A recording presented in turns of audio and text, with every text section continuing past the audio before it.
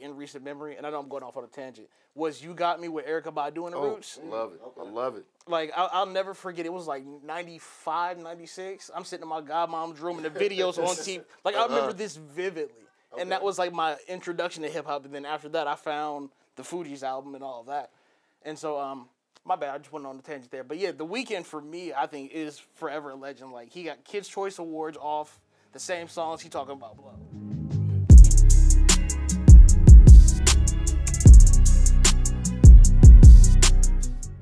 What's going on, ladies and gentlemen? Welcome to another episode of the Awakened Soul Podcast. And I have two people who are family to me in the building. Today, we're going to be discussing Laury Hill, her legacy, everything else. But before we get into any and all of that shit, let's introduce my guests. First up, we got my brother Corey in the building from Socially Unacceptable. What's up? How y'all doing? Follow us at A Dope Little Podcast. It's all there. It's weird. I'm not sure what to do. Like, I'm still not used to being on camera. Then we also got my family in the building. My cousin, Mr. Demm Dodda himself. What's going on, bro? Man, chillin', man. Happy to be here, bro. Finally got a chance to come in the building. This is dope, man. I'm super excited to get this show on the road. Definitely, man. Let's go ahead and get into it, man. So, Laury Hill, as we know, her album just went diamond after being on the market for like 23 years, and that sparked up some discussion about if she's a legend or if she just happened to make a legendary album. I personally think that the question is an easy answer, but because people are talking about it, fuck it, why not? Let's talk about it. So first off, Miseducation of Lauryn Hill. Where do you guys rank it as far as the classic? Oh, in my opinion, it's definitely a classic album. Undisputed. Like, yeah. I mean, I didn't even know that was something they I didn't even know that was That's what we talking about. It was a discussion on that. Like, oh, right. The album flat out it's a historical album, man. Perfect. Some things are just unquestioned classic. Like it's culturally, you just don't even argue if it's a classic or not. It's one of the best albums of all time. I think also, like, people get caught up on the fact that she only had the one album and then she had her fall, and then they like making the jokes about not showing up for concerts and shit on time. But fuck it, all of that. The album, the body of work. I don't care if she never picked up or wrote a bar again in her life. That album solidified her as a legend, period. Right. And I think even get the legendary status, you know, what her contributions have done to music beyond just the album. You know, with even writing for Aretha Franklin and Whitney Houston. But yeah, I mean, so the album is definitely a classic. She's an all-time great performer, and I think people too, and I guess we'll get into the conversation if she's a legend outside of just the album, but people forget that Lauryn Hill with the bars was fucking dangerous. Still to this day has one of the best verses directed at Tupac, Man, Woman, or Child, and people forget about that shit. So, what do you guys think? Lyricist, bro, I went back and looked up on some of her freestyles. Mm-hmm. Bro, what she was doing off the dome even back then, you know, really challenging the system. Yeah. You know what I'm saying? She would come up people, the music industry, everything. The way that she did is so articulate. Mm-hmm. You know, hey, bro, she was a dope artist, bro. That's a fact. One of the things that I got from her is like, and I didn't appreciate it at the time when I first heard her, but like as an adult, the Miseducation helped me understand what love really is. Yeah. And became comfortable with talking about it with my homies while we discussing the album. So it's like just by that fact alone, being able to create that discussion and being able to be vulnerable about something that really wasn't talked about a whole lot in music at the time. Mm-hmm. To me, that by itself like makes her a legend in my eyes. Yeah. Because of her impact and the way she had on the way I listen to music. Hands down, like no contest. Yeah, what do you think about, like, when people say that she's not a legend? And this is the way that I look at it, is that not only is she a legend because of her own solo album, but the Fugees wouldn't have been what the Fugees were without Lauryn Hill. The Fugees was the first rap album I ever owned. Like, okay. I want to say 7 years old in Virginia Beach. It was like the first CD I found. Put it in, Ready or Not, all of that. Just like it was one of my first introductions to hip hop. Makes sense. That's a great introduction. And so like I'll forever, like, you can't tell me she's not a legend. Right. And even the music videos when she's sitting in the theater rapping, I'm just like, that was the first time I seen people that look like me on TV preaching. Mm-hmm. So it's like, yeah, for sure. And then, Matt, before you go, the one thing I want to point out too is that as many people that they talk about how the public likes to push fair-skinned black women, why don't we acknowledge that Lauryn Hill was probably the first dark-skinned female rapper to be a household name? Keep in mind, I lived in Germany when the Fugees dropped, and you couldn't go anywhere without hearing this shit in Germany. So that's how spread the Fugees were and Lauryn Hill were, like, at that time. So, like, what do you think, man? I think I give her legendary status because how her musical influences affected the generations after her. Mm-hmm. You know, she doesn't get credit for being one of the most sampled artists, but you hear her in Drake, Beyonce, Rihanna. I mean, legendary artists that's running the game now are coming from under her direct influence. That's a fact. You know, like, you really didn't hear about people having R&B rap albums collab together from the same artist. Mm-hmm. You know, like, Drake got his whole style, in my opinion, from what Lauryn Hill set the example from. You know what I'm saying? So see what that example has taken and push it to other artists that's living on. That's legendary status, in my opinion. And even if you think about the way the Miseducation was structured, like with the skits, and like I actually felt like I was in the classroom. Yeah. I felt that also paved the way for a lot of the albums that we deem as classics were shaped. Like if you think of how, like, just structurally, how Good Kid, Mad City is structured, it tells you that story all the way through. I felt like her albums was one, I don't want to say the first, but one of the first to have the impact on me that did that. That I could just sit through and listen from start to finish and be captured all the way through. It's one of the best concept albums of all time. One of the best albums of all time. You can categorize it as hip hop. You can categorize it, like, how the album itself can't be denied. And then, like, Lauryn Hill's, like, what she meant to the culture, and Matt, you touched on, is that there are people still to this day, whether they even know it or not, are riding off the coattails of what Lauryn Hill was able to establish for female artists at that point in time. So, like, the question of if she's a legend, like the fact that, and it would be different if it was like 20, 25-year-olds that are having this question, but this is people our age, mid-30s, 40s having this conversation. I'm in this Facebook group, and this dude was like, there's no way in hell that Lauryn Hill is a legend. And I'm like, how can you say that so unequivocally, that she is no way in hell a legend? And then so one of my co-hosts, Marquis, on the Breaks Radio pointed this out. And you let me know what you guys think about this. People don't doubt Andre 3000 as a legend, right? Would you say universally? He's the GOAT, in my opinion. Okay. You know where I stand. Exactly. And so people having the argument that Lauryn Hill only had one album, Andre 3000 to this day has never had a solo album. But what he was able to do and meant to the culture, and like his features, he killed everything. Lauryn Hill not only is part of one of the greatest groups of all time, she has one of the greatest solo albums of all time. And I'm not comparing her to 3000. I'm just saying that if you look at their resumes, sure, Outkast was around longer. They had more longevity, but that's because the Fugees. If the Fugees never broke up, man, I'm just saying. Yeah. So it's interesting. Who do you guys think? The second part of the conversation. So we've established Lauryn Hill's a legend. For anyone who's doubting that and listen to this, you guys now know Lauryn Hill's a legend.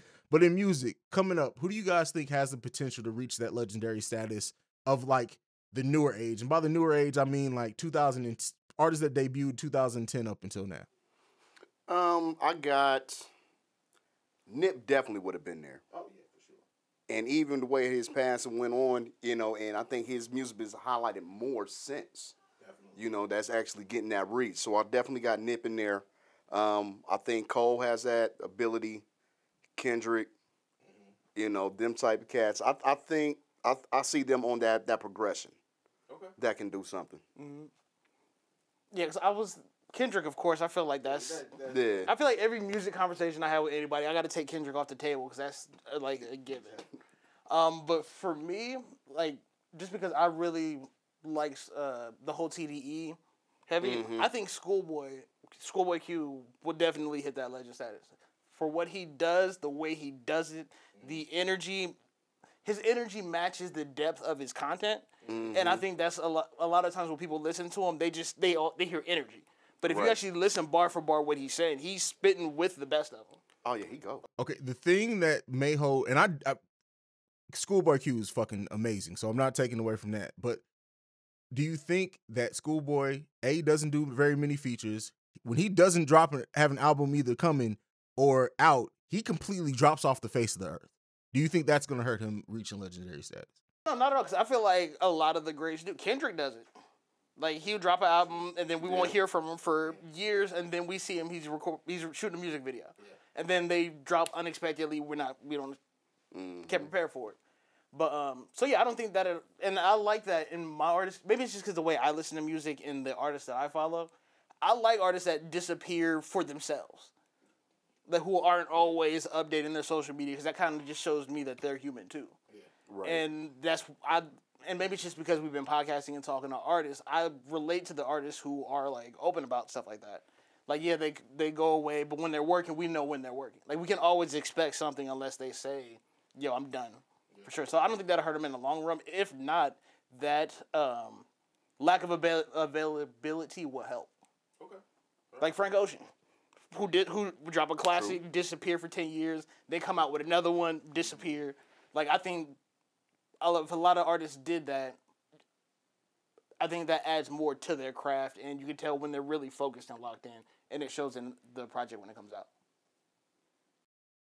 I can't argue any of that. All right, cool.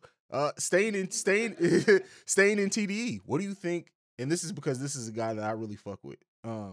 What do you think Reason's progression is going to be? I knew you were going to ask that, and I didn't want to answer. Because let me set the stage. I think Reason has the potential to, even with 1.5 albums, since they're not counting his first album as a full album anymore for some reason, but Reason has the ability to get there. For some reason, for me, I get the feeling from Reason he's still trying to chase that mainstream hit, and he doesn't fucking need it. And I think that hurts him as an artist, if that makes sense. Whereas like Schoolboy, everybody else in TDE, they do they shit. Like J-Rock having a huge hit with Win was just off the fact that was just a song he fucking had fun with. He wasn't chasing the single at all. Like, you never get that feeling from almost anybody in that camp. But Reason, like, I love Light It Up, but when he dropped that shit, I'm like, what? Why? Why this song? You've been gone for a year. Why this song? What do you guys think? And I think that might be the reason. Like, because he's a phenomenal artist, but for me personally, he hasn't done anything to, like, separate himself from, like, other artists along that same vein. Like, maybe it's just, I don't know if it's whether the flow, the delivery, because once I actually, like, oh, you tell me this is Reason, I tap in, I'm a fan because I love his storytelling and things like that. Yeah. But, like, just off of face value, he sound better with Dreamville artists than he do with other artists. Yeah. And sometimes I can't tell it's him. Like, somebody be like, oh, yeah, I'm playing this Reason song. So, but, like, and then when I listen, bar for bar, he's still dope. But to me, he hasn't done anything to separate himself. And I don't know whether if that, because that kind of speaks to the chemistry maybe between his flows and the beats. They all just sound so similar to me. Okay. And so that's my really only problem with Reason. I like him as an artist, but I just don't, you can tell he's still working through chasing something, like you said. And I think it shows in the music. And I think because of that, like, I really haven't followed Reason too hard. Okay. You know, because like you said, it's not anything that really separates itself to me. What I do hear, like, oh, that's him? Oh, okay, yeah, that's dope. Mm-hmm. You know, like the Lamborghini Lambo, the Lambo trucks. Oh, yeah, for sure. Fire, you know what I'm saying? Oh, yeah. But when I go back and try to listen to other things, like, oh, okay. It's not that. It's dope, but it sounds like something I heard before. Yeah. And especially with TDE, when you got J-Rock that done came so hard, you see what Schoolboy done did. You know, like, that level of standard is a little bit higher on that side, in my opinion. Oh, for sure. You know, so what you gonna do that's really gonna separate yourself? And I can imagine the pressure being on that roster alone. Oh, man. Like, because Isaiah Rashad, one of my favorite rappers, like, even outside of TDE, one of my favorite rappers to date.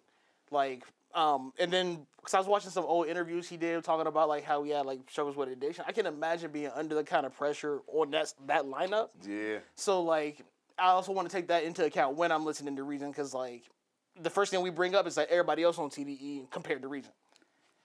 Right. And so it's like, I try to keep that in mind when I talk about Reason, because, like, I like him. I just can't wait to see when he develops his own sound. And because their roster is crazy with, like, Zakari, Sir, they cover everything. And he just hasn't set himself apart just yet. I think he will eventually. And when it does happen, it's going to be big. I just don't think we're there yet. That makes sense. That makes sense. What? So when you guys look at legends, right? And I know we're talking about people who could become legends. There's a few different, like the way that I break it down, there's a few different categories of what make people legends. You could be a legend for what you do culturally. You can be a legend for sales. You can be a legend for a combination of everything, or just you can be a legend for great music. Like Black Thought is a legend because the motherfucker can literally, you can just hand him pieces of papers with words on it and he can rap. Have you, either one of you guys ever been to the Roots picnic? I haven't. I've always wanted to. Right. Bucket list item for sure. Going to the Roots picnic solidified Black Thought as one of the greatest MCs of all time. That's why I'm not saying rapper. I'm not just like MCs. The way that he commands a crowd, and second to, I always say, people always laugh. Busta Rhymes is the greatest live performer I've ever personally seen. If you ever saw Busta Rhymes at his height live, he put on a show. But Black Thought is right underneath that for me. And like I said, I haven't been to the Roots picnic, but I have seen the Roots live. My first concert, we went to up to Cleveland. CeeLo opened. Jaguar Wright. Come on now. The Roots. And the Cast. That was my first concert. Okay. Just see all them do their thing and they element. And this is like 02 maybe. Oh wow. Yeah, Bombs Over Bad Day just came out. So it was right after Stank On You. Okay. To see that show live. And that's what really put me onto the Roots. You know, it's the way they got down in it, you know, and as a musician, to see the musicianship, what they did with the Roots band. Aren't they like the only all-black band for, I don't even know how many years now? I believe so. My lifetime. It's ridiculous. Like, so yeah, I feel you on that. On Thought, that boy got go. To see what he do live, like, they're amazing, man. And he started off, when I saw him at the Roots picnic, he came out and he literally just, as he walked out, just started, it wasn't a song or nothing, just started rapping. And like, to see the people in the crowd eat off every word of a song that none of us have ever fucking heard was life-changing for me. Literally, it was life-changing for me. But like, we talked a lot about rappers. Let's get into R&B. Who's the R&B legends? But for me, Masego is the only one that I could think of. Sir, I know you're a Sir person, but Masego to me is like, he's the cream of the crop in R&B for me right now. For sure. I don't want to say I'm just now recently getting hip, because like I've listened to interviews and stuff he's done, but his music is phenomenal. But if we talking R&B, and I want to get your guys' opinion on this too, for me, I'm in love with The Weeknd. Like I'm a day one Weeknd fan. When his hair was short, Homeless, he had the Echoes of Silence, Thursday, and the House of Balloons. They were all individual projects that they eventually put the trilogy. But like when those first came out, so to see him go from that to performing at the Super Bowl halftime show, like to me, he will forever be. Granted, now take all step away from the content, just to watching his story and growth. He's forever one of my. Yeah, the story you can't deny her, but The Weeknd's music always for me has been hit or miss. Really? Legit. For me, it's always been hit or miss. I can't think of a time that I listen to a Weeknd project and walk away from it thinking like, oh, this is. It's bits and pieces for me that I take away from it. See, I got Weeknd. He's more of a playlist artist for me. Really? Yeah, but honestly, that's a lot of new R&B for me. Period. You know, when I'm thinking R&B, I'm still that late '90s, early 2000 type mode.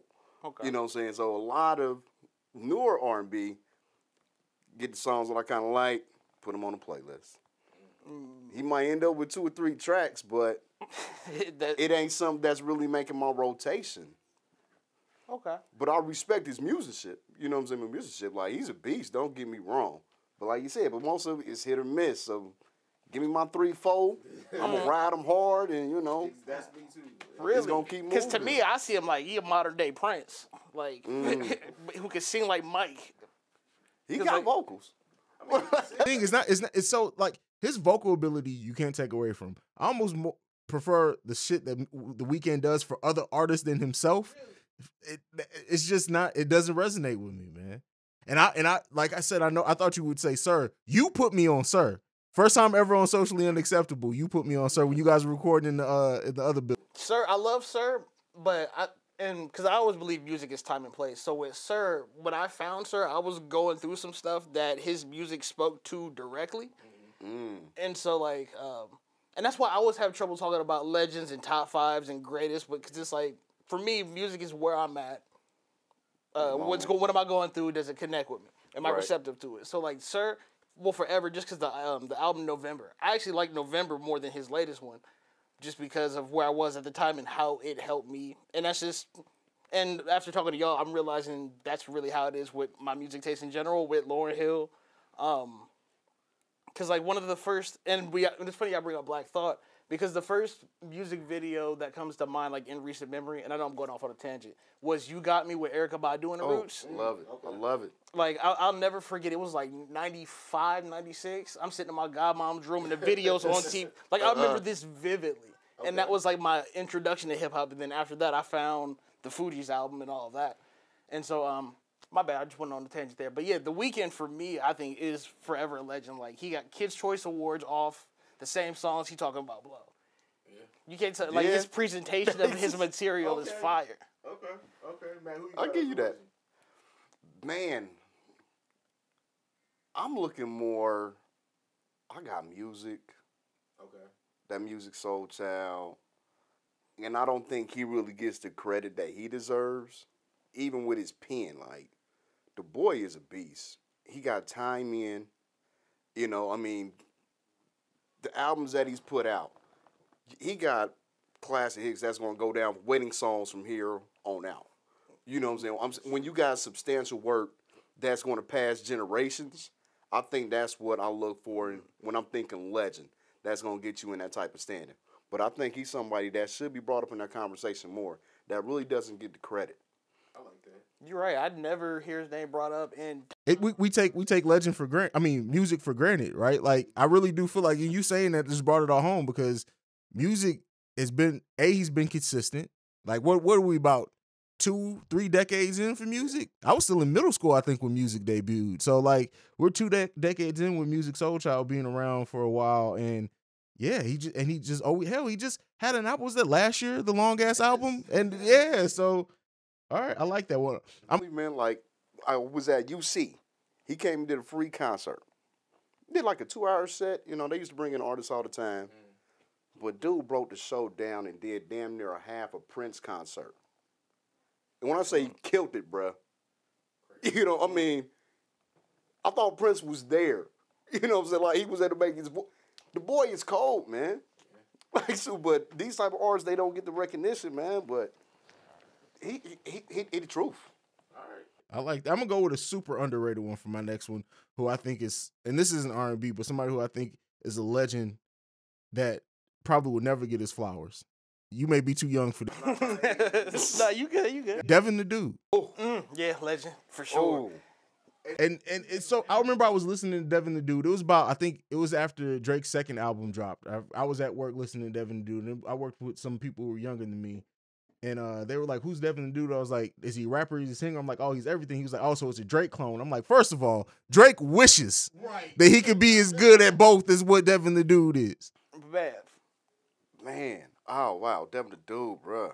No, I'm late. I'm maybe second half back catalog Devin the Dude, but at a time where I started to learn more about life is when I got introduced to Devin the Dude. If you follow me. I get it. Never been the same since. Like that Sweet 420, phenomenal project. His interludes where he just, even if it's just him crooning on the beat, like yeah, for sure. You got that one. Like, and I'm a Scarface fan. So that whole rap a lot, you know what I'm saying? All them artists and them and Yuck Mouth and the way that they got down, you know, and really progressed the South, because nobody wasn't talking about Texas and Houston and all that at the time. You know, but they put together, even going from Ghetto Boys, you know what I'm saying? Shoot, all the way back to see how that progression came, you know what I'm saying, and led into UGK, you know what I'm saying, and all that. But Devin the Dude, what he especially did with doing hooks for all these type of artists, and still have his pen immaculate. You know what I'm saying? When you do hear it from him, come through clowning. Yeah. It's like, Devin the Dude, he that dude. Like, That's it. That's all you can say with it. Like Devin the Dude is a fucking, like, anybody who would even remotely try to say Devin the Dude is not a legend, you just not paying attention. Like you can't be familiar with Devin the Dude for you to say he's not a legend. He's still dropping albums. Like I think he dropped one last year, 2 years ago. Yeah, and people don't talk about it. They take him for granted. But Devin the Dude is fucking amazing. Outside of that, I got one more I wanted to hit you guys with. And my fault. Since we talk about Devin the Dude, I feel like one more legend that I know y'all probably may not be able to agree with me on. Currency. Are you familiar with Currency? Ooh, you think Currency's a legend? No question about it. Like he drops music. He even says he drops them like they slippery. He's consistently dropping like 5, 6, 7 projects a year. Okay. What was it? 2020? I think he literally dropped a project every month. Oh wow! Like on all streaming services. He's probably the most consistent artist that don't get his flowers. Him and Pusha T are my 2 legends that don't ever get their flowers. I feel like that. Don't even get me started on Pusha T. Pusha T goes down as one of the greatest to ever do it. Period. In my it's gonna be one of those things where I think Pusha T won't get his flowers from like the mainstream until he gets like inducted into either the hip hop or rock and roll Hall of Fame. And that's how I feel about Currency, because nobody's really checking for Currency. Like he has a cult following, his cult's strong now. Okay. But like he's always been in my top 5 favorite rappers, hands down, just because it's so relatable. Because a lot of people that I've talked to, like a lot of the older folks don't like the way he rap. They say it's like lazy, slow. But I'm like, yo, if you listen to it, it's really just all lifestyle raps. Yeah. He's the weed don't stop you from working spokesperson. So it's just like, I don't know. But I did have a question for y'all, because we actually talked about this on our pod today. Okay. Can y'all name an artist who doesn't have a bad album? Ooh. Excluding Kendrick, of course. Oh wow, that's yes. Outkast. Show me one. Okay. Okay, yep. You can't argue that at all. I was about to be like, yeah, but speaker box in the love. No. And like I went, so like, that went diamond. In our discussion, that was one of the obvious. That was like, okay, yeah. For me, I thought just for what he does and like the level of skill, Ghostface Killah. Because all his albums that I've listened to are like watching a Tarantino flick. That's true. But I mean, you could say the same about Raekwon. Only built for Cuban Links 1, 2. Damn, he just came out with one last year, a year or two ago too. But for his quality, it's been consistent all the way through. Mainstream doesn't fuck with Raekwon solo albums like that, but I mean, I don't think any of his solo albums are bad. But yeah, the Outkast is the answer there. I don't think you can. Yeah. Oh, I can go outside of hip hop and R&B though. Sam Smith. Really? I've seen, and I'm not hip. Sam Smith is not, especially because he only makes albums when he gets his heart broken. Fucking amazing. Like like if he ever tries to drop, it's like, you know, like some. I hate saying this because it sounds fucked up, but you know, like with some rappers, once they get clean, that first album after they get clean, it's trash. Shout out to Eminem. But Sam Smith, I'd never want to see Sam Smith make an album if he's happy. If he's in a relationship and happy, he's gonna be trash. I just know it. Now, if we're going outside of hip hop, Kirk Franklin, and he has to have legendary. This dude done did it for over 30 years, bro. Lil Jon and Eastside Boys don't have a bad album. That is one of the greatest three-peats in all of hip hop history. You know what? Hey, that's real. You got it. That's real. How did I not think Lil Jon did, man? Because Crunk Juice was fire. Yeah, you got it. You got it. There you go. Damn, I had something I was about to ask you. Then we got sidetracked. I forgot what the fuck it was. No, you good. You good. Damn, it was somebody I was gonna bring up. Can J. Cole make that list? Oh no, J. Cole definitely has a whack album. For Your Eyes Only? Yeah, that shit. Really? It's definitely my bottom, J. Cole. That's the album you picked? Yeah, what were you picking? Sideline Story? No, that's not a whack album. A whack album? As his first album? It has singles, but like For Your Eyes Only, man. That's all that album. Now the thing that hurt that album is it literally dropped right after a classic mixtape. Yeah. That should have been the album. Yeah. But For Your Eyes Only, Man, that album made me feel everything. To me, that's what some of J. Cole's best work. Content wise, yeah, but as a cohesive project, no, that's no. And I'm a J. Cole fan. Keep in mind, I'm the one who got in an argument with your boy Devin when he called J. Cole boring. So like his co-host on this podcast. I watched that episode. Yeah, I felt that like. Ooh. But I mean, he wasn't wrong though. J. Cole is not boring, bro. I love J. Cole, but I also don't listen to J. Cole for the same reasons I think other people do. Like when I listen to J. Cole, I'm not listening for per se lyrics as much as I am content. Because with J. Cole, like I usually feel his music, like the Forest Hill Drive album.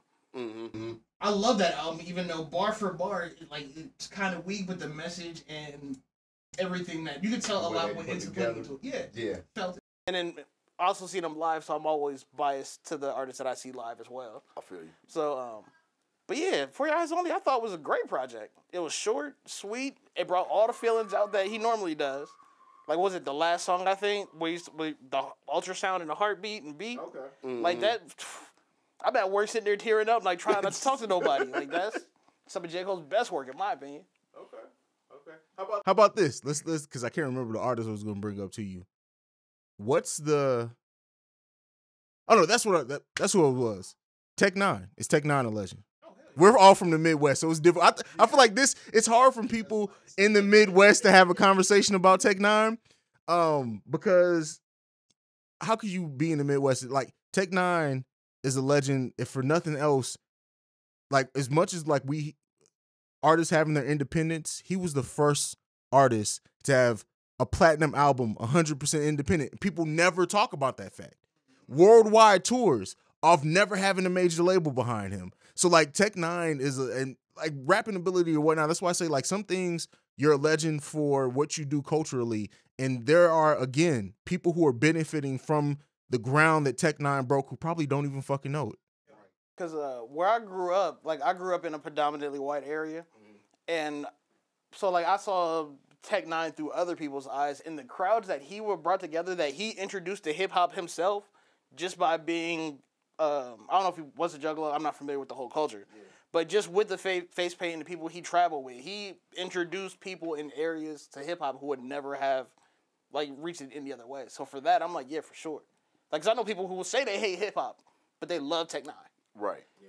And I feel like you have to be a legend to get those audience who openly say they don't fuck with your whole genre. Mm-hmm. Yeah, to bring them in and have them knowing every bar and the way that he rap.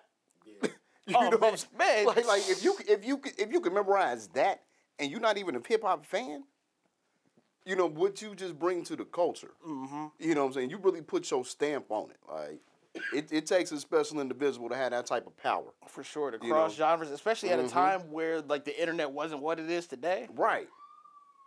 That's all fair. Last question I got, and this came up to me right before we were about to start.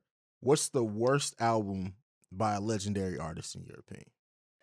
Oh, wow. Ooh. I'll go first since you guys are thinking. And this is only the forefront of my mind because I had a conversation about it like a month or two ago. But Kingdom Come by Jay-Z is terrible to me. I get it. We were excited to see Jay come back, but I've gone back and listened to the album in the last year, and it was worse than what I thought it was back when it first came out.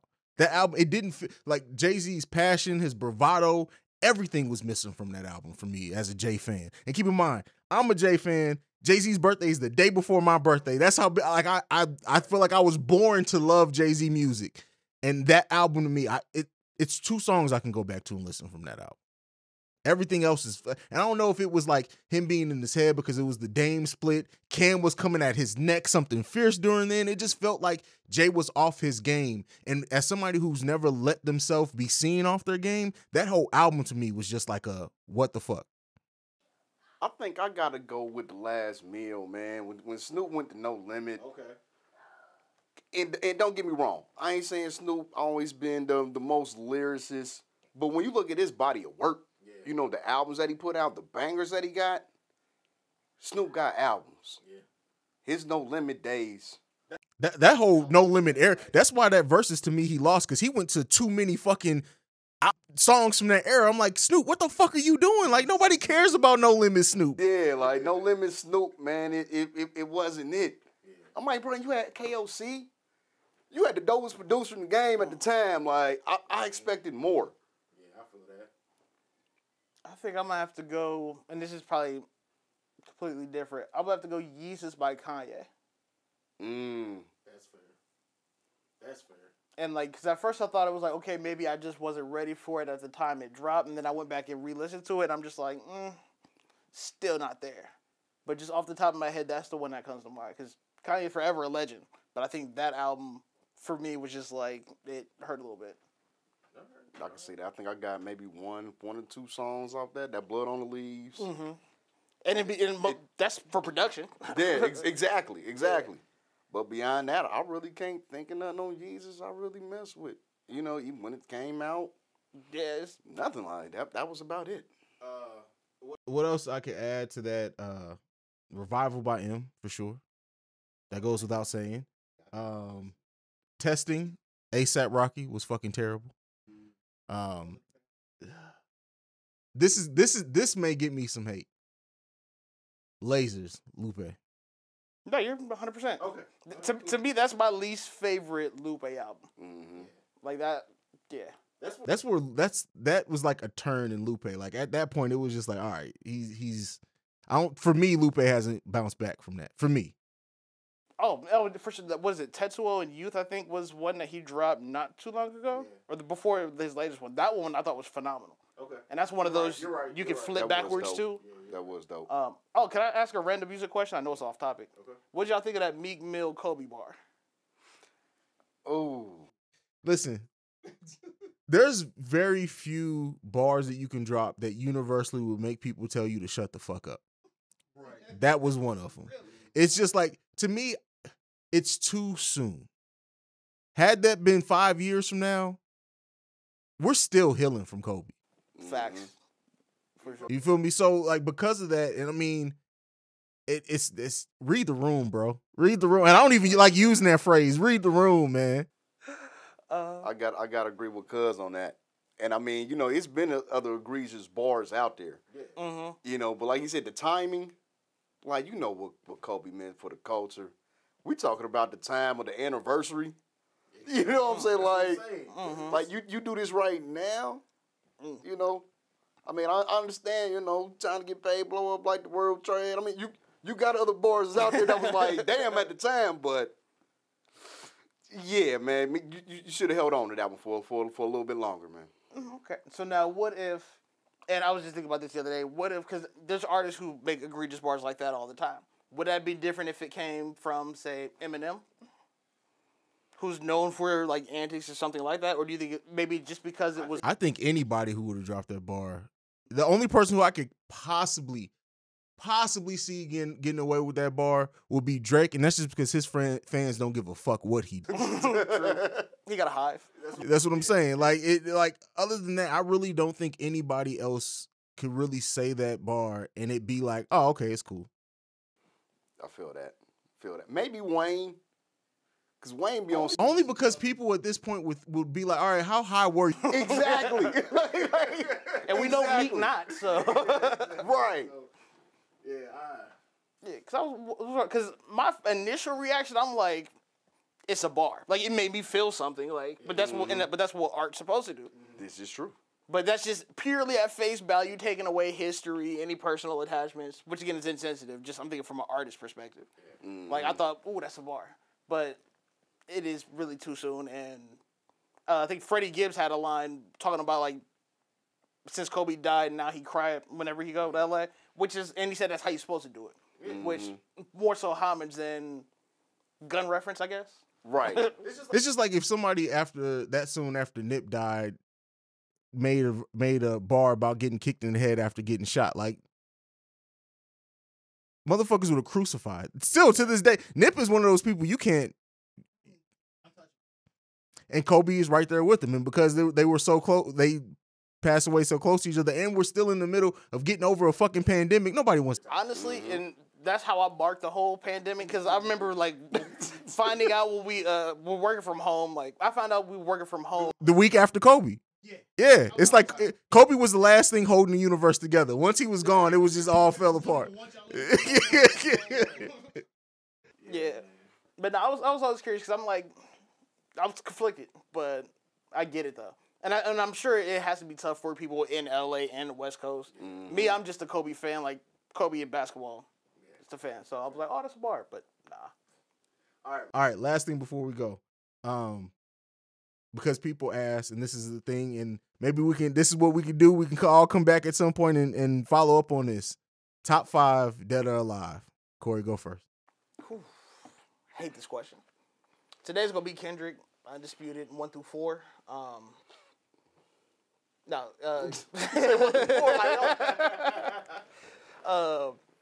So Kendrick, of course, is gonna be my number 1. My number 2, Big Crit. Like Big Crit. Again, that's another legend who don't get the flowers. I feel like Only because he's from the South. If Big Crit was from New York, it would be completely different shit. But like, yeah, and that's the one concert I went to. Like, I identify with his music personally. That's number 2. Number 3 gonna be Currency. Just because, like I said before, my personal attachment to it. Then I would put The Weeknd in my 4th spot just because I love The Weeknd and his catalog speaks for itself. And my 5th one is the tough one. I want to say Outkast, but I feel like that's obvious. So I'm just trying to stay away from that obvious. So 5th, I would have to probably go. I'll probably say Saba. Okay. All right. With an honorable mention of Isaiah Rashad. Okay. Cool. All right. Now, I think mine, of course, it can flip-flop day to day. I know you said the obvious, but I got three stacks as the GOAT for mine. Which is You fair. know, I mean, Southern Playlist came out when I was in 6th grade. My music teacher put me on. He held me back from class like, hey, I need you to hold up real quick. Put the tape in. Like, I was sold for life. So I got 3 stacks as my number 1. Jay, Scarface, Mos Def, Kendrick, and my interchangeable is Cole. He can get in there most days. That's about it. Yeah. That's my 5 6s. I just want to add also Wale and Kid Cudi. I feel like those are 2 legends that we didn't mention earlier in the conversation. Just because you can hear Kid Cudi's influence in today's music across the board. Like Kid Cudi probably saved your favorite rapper's life if you're around like my age group for sure. Right. And Wale, I feel like is just one of the best lyricists ever to do it. Okay. I already said I buried the lead. Black Thought is number 1 for me. That one of the greatest MC of all time, in my opinion. And I know that's not going to be a popular one, but I really don't give a fuck. Kendrick, Jay,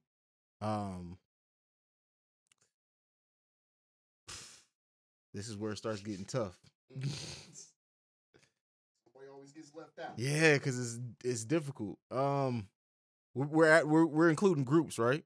Can we include groups in this?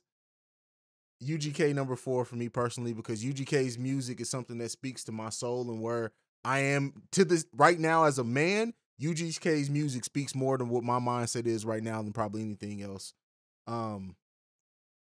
Shit.